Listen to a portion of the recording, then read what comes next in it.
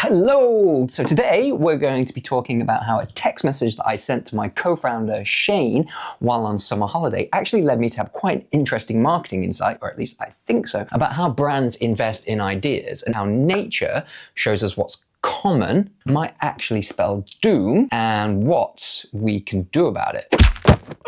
Welcome. If you're new here, I'm Simon. I'm the founder of Vault 7 Agency, and I've been working for the last 20 years helping billion-dollar valuation brands through to startups make a big impact with their marketing. This story specifically starts when I was on my summer holiday last year in Spain, and I sent this video to my co-founder Shane.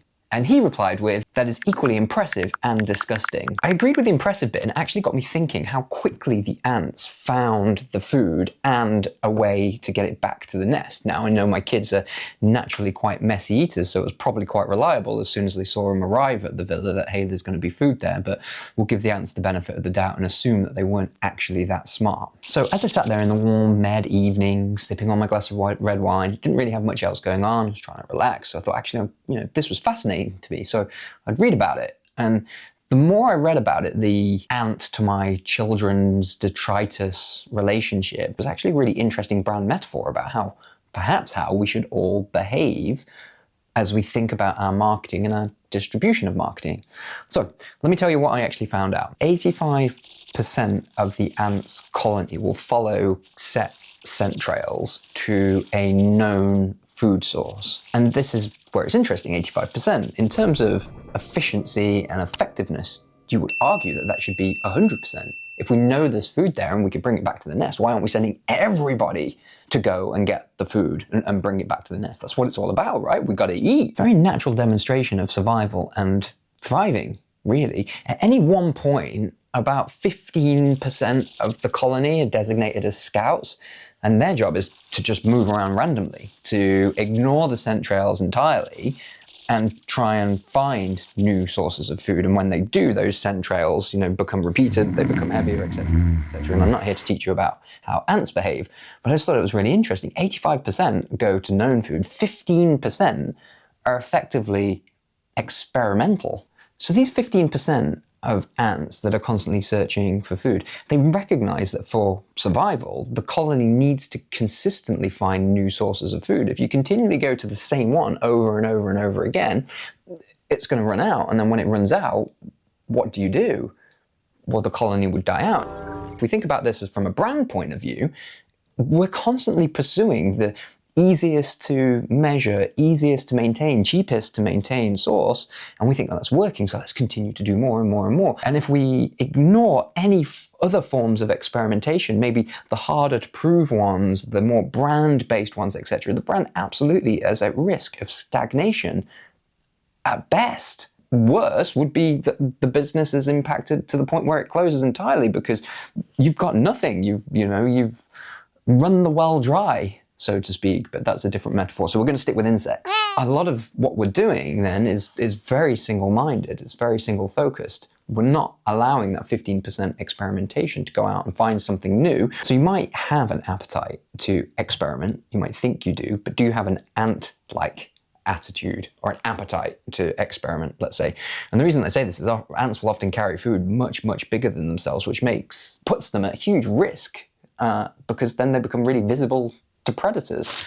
But they take the risk and they don't see an opportunity as too big. They will try and carry the piece of food or whatever it is back to the nest and figure it out. They'll have a go at it.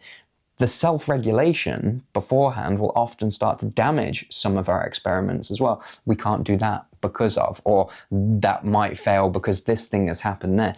There needs to almost be a sort of like a blind optimism towards our experiments. Mitigate risk as much as you possibly can, but don't be afraid to fail in them. If we only experiment cautiously in two safe channels, then it's likely that the experiment will be, the returns will be too small to really make any kind of difference, to even be noticeable. It's like an ant deviating only slightly off the path in terms of discovering new food. It has to be entirely random. You have to be bold to go when no ant has gone before.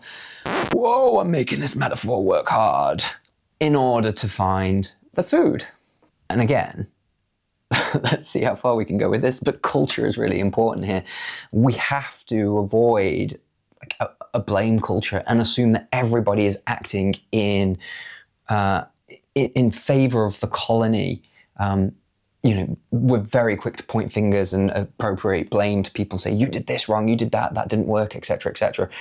But actually, if we all come from the point of, look, this person's just trying to ensure the future of the colony, their actions are experimental, they might one day not find food, they might find an incredible source, like my kids might have dropped a hot dog or something for you on one day, but you have to be looking for it to be able to find it. And then culture becomes super important there, because you have to have that risk tolerance, you have to have a team, a marketing team that is empowered to try to experiment and make mistakes and fail, experiment, because the chances are they will find something incredible from one of those 10, let's say, experiments, and that one food source then is going to sustain the business for a very, very long time, but not if you're not looking for it. I suppose it's sort of a version of the innovator's dilemma, if you will, and I know that Rory Sutherland speaks about this with bees, but I just felt like ants was sort of a bit more of an appropriate, well-rounded version of the metaphor in the way that I could really like sort of squeeze it out.